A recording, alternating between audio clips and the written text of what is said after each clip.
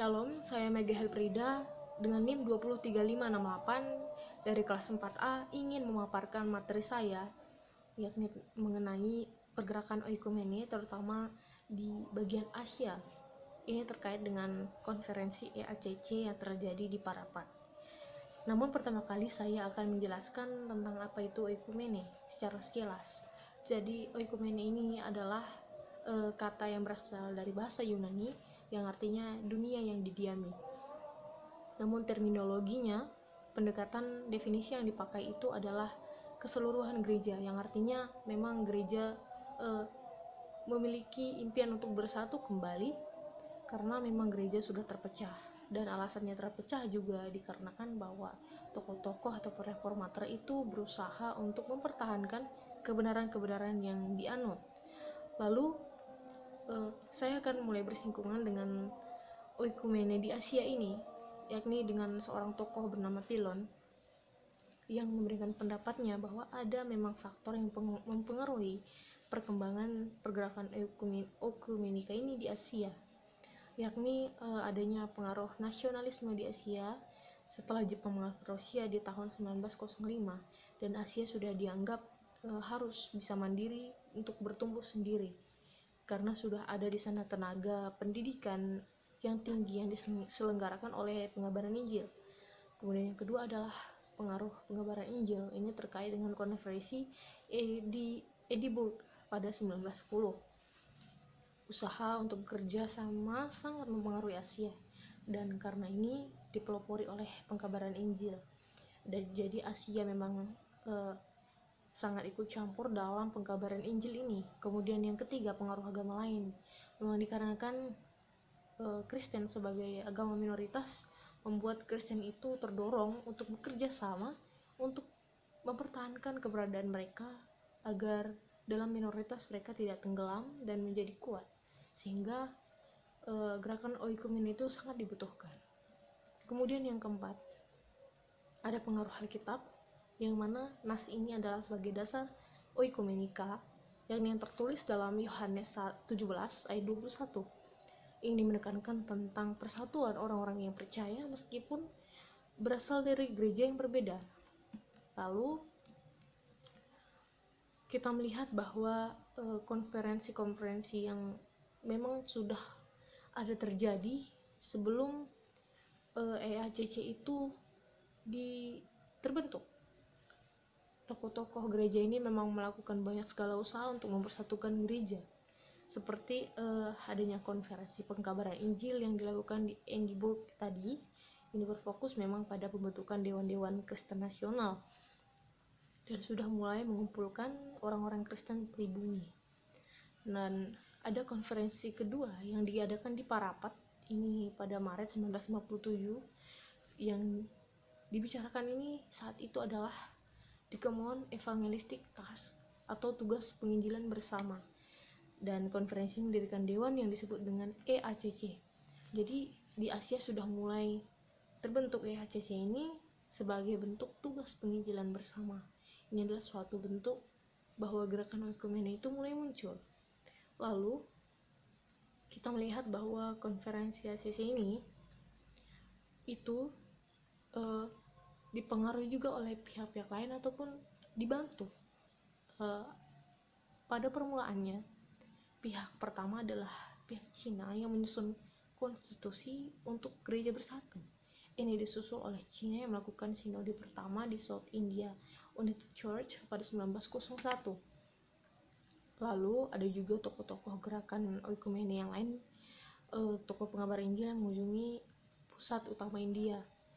Karena di India juga terdapat gerakan-gerakan oikumene, jadi di sana juga tokoh-tokoh pengabaran Injil ikut berpartisipasi di sana. Lalu tokoh yang terkait juga ada J.S. Motoda, Dam, T. Harada dari Jepang, dan ini adalah suatu bentuk tanda-tanda juga. Dan ada juga faktor lain, adanya kunjungan siswa juga dari TZ Core di antara para mahasiswa itu pada tahun 1922. Lalu tokoh oikumene yaitu John R. Moore juga mendukung bahwa perlunya ada kegiatan pergi keliling dunia dan ini diarahkan pembicaranya pada Teziko. Lalu di IMC itu telah melakukan suatu pertemuan yang dilakukan oleh Cina dan Jepang, dan itu di Yerusalem pada 1928. Ini juga dikarenakan ada kondisi darurat, yaitu karena perang. Lalu kita melihat bahwa sebelum EACC hadir, memang pikiran ekumenis ini sudah terbentuk dalam pikiran Kristen di wilayah tertentu, dan sebelum EACC ada sempat terjadi konferensi oleh YMCA Cina 1921. Kemudian EACC juga ikut campur tangan sebagai sekretarisnya. Lalu pendahuluan EACC yang tadi sudah diceritakan bagaimana terbentuk, dan sebelum terbentuknya sudah ada gerakan memang. Lalu pendahuluan EACC ini juga diketahui pertemuan para pemimpin kontemporernya dan masa depan. Tokoh-tokohnya itu ialah Wei Haqiang dan Tejiko dari Cina, Miss A.L. France dan J. Leimena dari Hindia Belanda, dan tokoh-tokoh lainnya.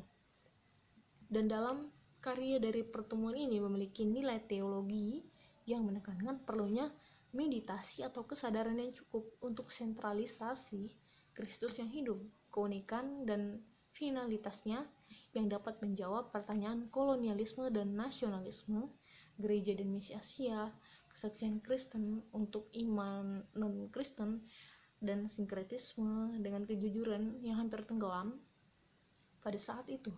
Tokoh-tokoh yang berkaitan dengan karya ini itu juga adalah Arela Ram, Sarah Chako, dan Teziko. Ini juga bersinggungan dengan teologi Karl Barth. Lalu kondisi ini juga memang benar yang dikatakan Pilon, bahwa ini dipengaruhi oleh perang yang menekan bahwa misionaris barat banyak dipenjarakan dan mengalami hal-hal yang sulit, sehingga para tokoh-tokoh ataupun orang Kristen di Asia terpaksa harus mandiri dan mulai bertumbuh sendiri. Lalu tentang IMC ini juga terkait dengan kepemimpinan dari EACC, itu R.B. Manikam. Dia juga ada hubungannya dengan India. Dia diharapkan menjadi sekretaris dari MCC India. Itu oleh MCC dia diharapkan untuk menjadi korespondennya dalam pertemuan-pertemuan dalam komite yang dibikin. Diharapkan bahwa IMC dan WCC itu adalah suatu